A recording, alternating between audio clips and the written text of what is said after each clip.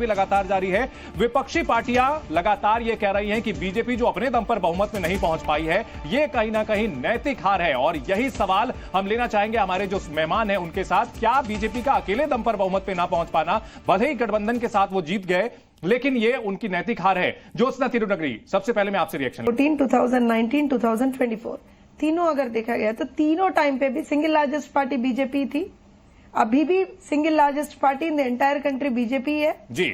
मतलब anti incumbency factor होगा, ये होगा, वो होगा, बहुत चीजें बोलने के बाद भी आज के तारीख में भारत देश की single largest party, winning party BJP है। ठीक है, ये चीज तो एक्सेप्ट करना ही पड़ेगा ना। ठीक है डॉक्टर अजीज खान, ये चीज आपको स्वीकार करनी पड़ेगी विपक्ष को कि सिंगल लार्जेस्ट पार्टी बीजेपी ही है। सर एक मिनट, हम एनडीए के बदौलत गए चुनाव में जी। ठीक है, बोले मैम अपनी बात। देखिए एनडीए जीत के आई है चुनाव जी।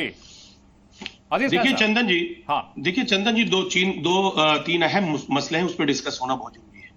देखिए टीडीपी को भी पता है और उसके साथ साथ जेडीयू को भी पता है कि बीजेपी के साथ जो लोग मिले उनका हासिल क्या हुआ, किस तरीके से बीजेपी ने उसको तोड़ा, किस तरीके से उसको डिस्टर्ब किया, यहां तक कि पार्टी को ही खंडित कर दिया।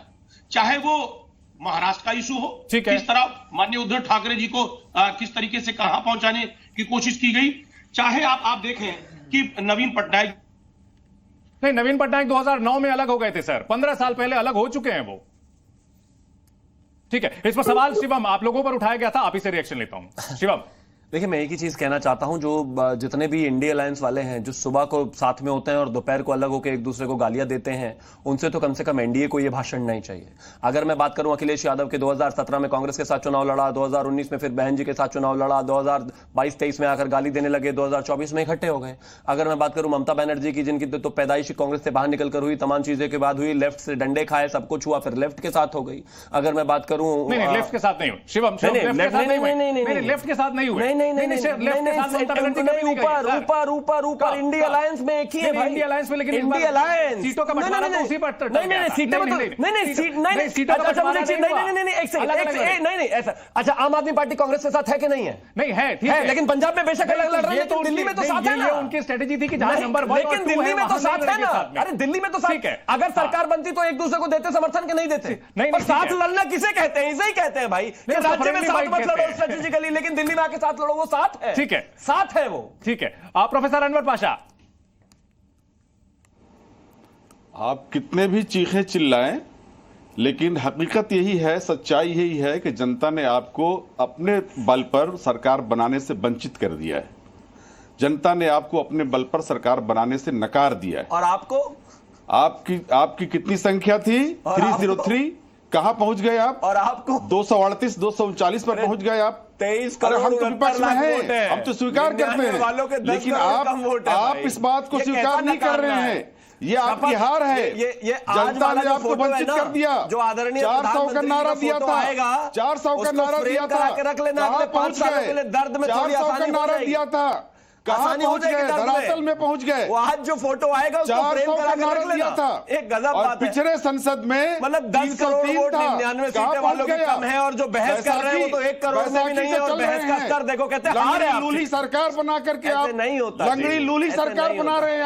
अच्छा, ये लंगड़ी लूली है, और 35 आदमी मिलकर जो 1-1, 2-2 मिलकर भी 240 नहीं पूछ रहे, वो बहुत मजबूत सरकार होती। इसको स्वीकार नहीं कर रहे हैं। आइडिया है। 400 का नारा दिया था आपने, कहां पहुंच गए आप? अंजुमारा जी को बहस का नारा आपने दिया था, कहां पहुंच गए आप? अंजुमारा, कहा जा रहा है कि भाई आपका अपने बीजेपी अकेले दम पर बहुमत में नहीं पहुंच पाई है, उनकी नैतिक हार है। दम नहीं है आप में, जनता ने पाशा साहब हो कर दिया। ठीक है पाशा साहब, अंजुमारा जी को भी जोड़ लेते हैं। जी अंजुम जी, सवाल क्या था? सवाल यह है कि भाई विपक्ष की ओर से कहा जा रहा है कि बीजेपी का अपने दम पर बहुमत ना ला पाना ये उनकी नैतिक हार है, इसलिए सरकार जो है असंवैधानिक है। ममता बनर्जी तो यहां तक कह गई।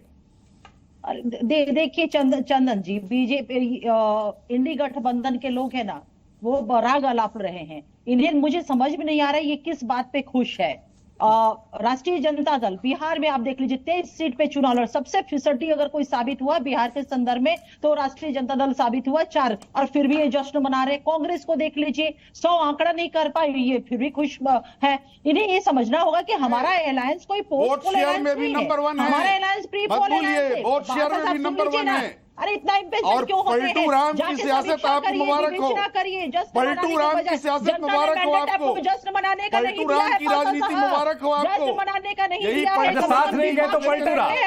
उसका भी पाशा साहब करिए, साथ उसका भी नहीं गए कर्तव्य अदा नीतीश करिए, कुमार तो पाशा पलटू साहब। राम। अभी 2 दिन पहले आप लोग जो है पलटू तारीफ राम। में एकदम जो उनके फ्लाईओवर जनता बनाए जा कहती रहे है, थे। ये मैं नहीं कह रहा हूँ, बिहार की जनता का पाशा अरे साहब, मनोज झा जी का जनता बयान है ने सर, उन्होंने कहा कि जश्न नीतीश कुमार के लिए जो मनाने का नहीं दिया है है, तेजस्वी जी के मन में विवेचना बड़ा करने का सम्मान दिया है। 23 सीट पे और लड़कर कब के पलटी मार देंगे, फिसड्डी साहब कब पलटी मार देंगे, प्रधानमंत्री जी इसकी गारंटी नहीं दे सकते।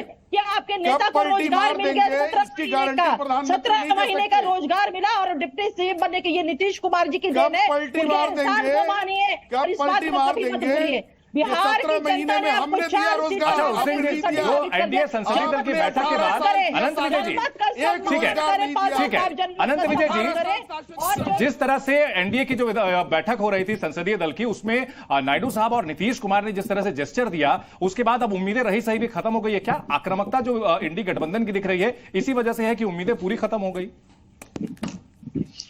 चंदन जी, इसके पहले कि मैं आपके प्रश्न का उत्तर दूं, मैं प्रोफेसर पाशा को एक अनुरोध करना चाहता हूं कि लूली लंगड़ी जैसे शब्दों का उपयोग न करें, क्योंकि वो भी हमारे समाज के जो व्यक्ति होते हैं अंग है और वाजिब बात है। मजबूत अंग है, वो दिव्यांग है। बहुत वाजिब इस बात। तरह की पड़ती है ये बैसाखी पुरानी की। शब्दावलियों का बैसाखी की उपयोग जरूरत न किसको किया पड़ती जाए। है?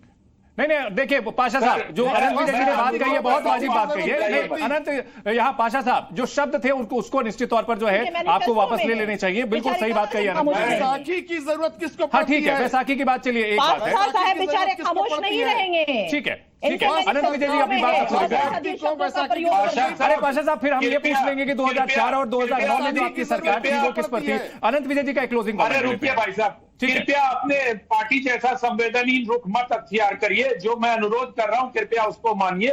चंदन जी, आपकी बात पर आता हूं। बैसाखी की चंद्रबाबू सरकार नायडू है का कि जो, नहीं?